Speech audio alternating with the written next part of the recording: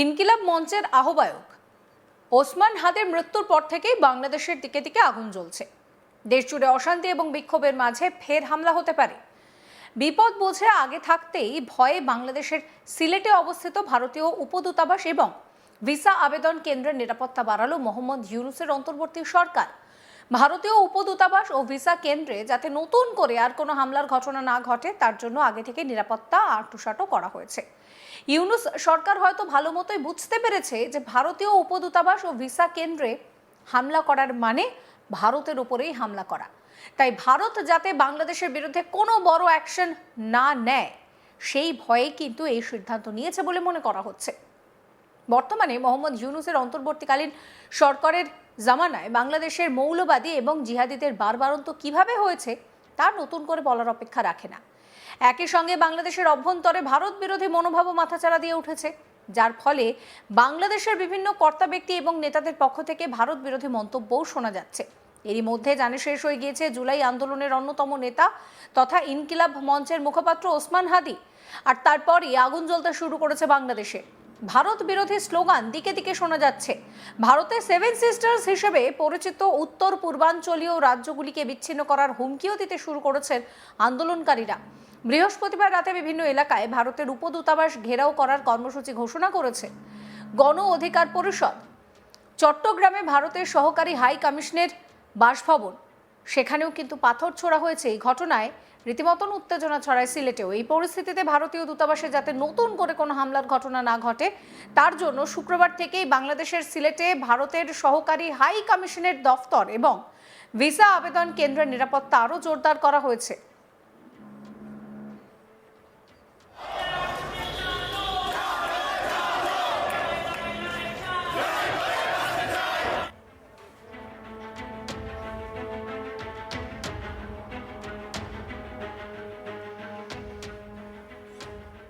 বাংলাদেশের পুলিশের তরফে জানানো হয়েছে শুক্রবার সকালে সিলেটের ভারতীয় উপদূতাবাসের পাশাপাশি সহকারী হাই কমিশনারের বাসভবন ও ভিসা কেন্দ্র, সেখানে কড়া নজরদারি চালানো হচ্ছে। কোনো রকম কোনো অশান্তির ঘটনা ঘটলে কড়া হাতে বিষয়টাকে দমন করতে প্রশাসন প্রস্তুত রয়েছে।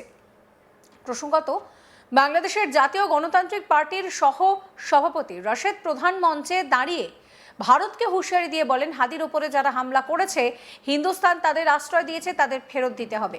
তারপরে হিন্দুস্তানি সরকারকে অফিসিয়াল বিবৃতি দিয়ে বলা হয় যে ভারতীয় দূতাবাসে কিছু চরমপন্থী এসেছিল। ভারত সরকার আমাদের চরমপন্থী বলতে চায়। আমি ভারত সরকারকে বিনয়ের সঙ্গে বলতে চাই, বাংলাদেশের পক্ষে আমরা সবাই চরমপন্থী। ভারতীয় আধিপত্যবাদের বিরুদ্ধে আমরা সবাই চরমপন্থী। শহীদ হব, কিন্তু ভারতীয় আধিপত্যবাদের সামনে মাথা নত করব না।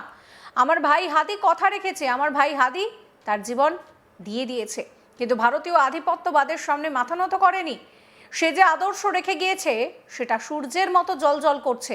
গত পরশুদিন জুলাই ঐক্যের ব্যানারে আমরা ভারতীয় দূতাবাস ঘেরাও করছিলাম। আমাদের দাবি ছিল হাসিনাকে ফেরত দিতে হবে। রাশেদ প্রধানের কথা শোনাবো আপনাদের। আমার ভাই হাদি বলেছিল শহীদ হব, কিন্তু ভারতীয় আধিপত্যবাদের সামনে মাথা নত করব না। আমার ভাই হাদি কথা রেখেছে। আমার ভাই হাদি তার জীবন দিয়েছে। আমার ভাই হাদি শহীদ মৃত্যুকে বরণ করেছে, কিন্তু আমার ভাই হাদি জুলাইকে বিক্রি হতে দেয় নাই। আমার ভাই হাদি ভারতীয় আধিপত্যবাদের সামনে মাথা নত করে নাই। হাদির দেহটা আজকে নিথর, বাইরে থেকে বাংলাদেশের পথে আসছে, কিন্তু সে যেই আদর্শটা রেখে গেছে তা ওই সূর্যের মতো জ্বলজ্বল করে জ্বলছে। সেই আদর্শকে ধারণ করে আমাদের দায়িত্ব মাথা উঁচু করে পথ চলা, তাহলেই আধির আত্মা শান্তি পাবে। গত পরশুদিন জুলাই ঐক্যের ব্যানারে আমরা গিয়েছিলাম ভারতীয় দূতাবাস ঘেরাও করতে। আমাদের দাবি ছিল খুনি হাসিনাকে ফেরত দিতে হবে। হাদির উপর যারা হামলা করেছে তাদেরকে হিন্দুস্তান আশ্রয় দিয়েছে, তাদেরকে ফেরত দিতে হবে। পরবর্তীতে ওই হিন্দুস্তানি সরকার অফিসিয়াল বিবৃতি দিয়ে বলেছে ভারতীয় দূতাবাসে এসেছিল কিছু চরমপন্থী। ভারত সরকার আমাদেরকে চরমপন্থী বলতে চায়। আমি ভারত সরকারকে বিনয়ের সাথে বলতে চাই, চরমপন্থী শব্দের অর্থ হচ্ছে কোনো ব্যক্তি অথবা গোষ্ঠী কোনো বিষয় নিয়ে যদি আপোষ না করে, মাথা নত না করে, একরোখা থাকে, তাকে বলা হয় চরমপন্থী। বাংলাদেশের পক্ষে, বাংলাদেশের স্বাধীনতা সার্বভৌমত্বের পক্ষে আমরা সবাই চরমপন্থী। ভারতীয় আধিপত্যবাদ এবং ভারতীয় আগ্রাসনের বিরুদ্ধে আমরা সবাই চরমপন্থী। আপনাদের ওই চরমপন্থীকে আমরা গালি হিসেবে নেই না, আমরা সম্মানের সাথে নেই। কারণ আপনাদের জানা থাকা উচিত, হাদি শহীদ হতে পারে, লাখো হাদি ঘরে ঘরে তৈরি হয়েছে বাংলার মাটিতে। ভারতীয় আধিপত্যবাদ এবং আগ্রাসনকে আর মেনে নেওয়া হবে না ইনশাআল্লাহ। প্রসঙ্গত, ভারতে সেভেন সিস্টার্স হিসেবে পরিচিত উত্তর পূর্বাঞ্চলীয় রাজ্যগুলিকে বিচ্ছিন্ন করার হুমকি দিতে দেখা যায় রাশেদ প্রধানকে। এমন বক্তব্য ভারতের উদ্বেগকে আরও বাড়িয়েছে, বিশেষ করে সেখানে কর্মরত কর্মকর্তাদের নিরাপত্তা নিয়ে।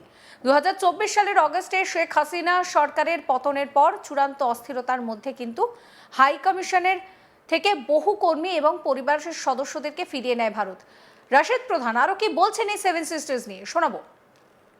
হাসিনাকে ফেরতের দাবিতে আমার দল জাকপার পক্ষ থেকে ভারতীয় দূতাবাস ঘেরাও করতে এসেছিলাম।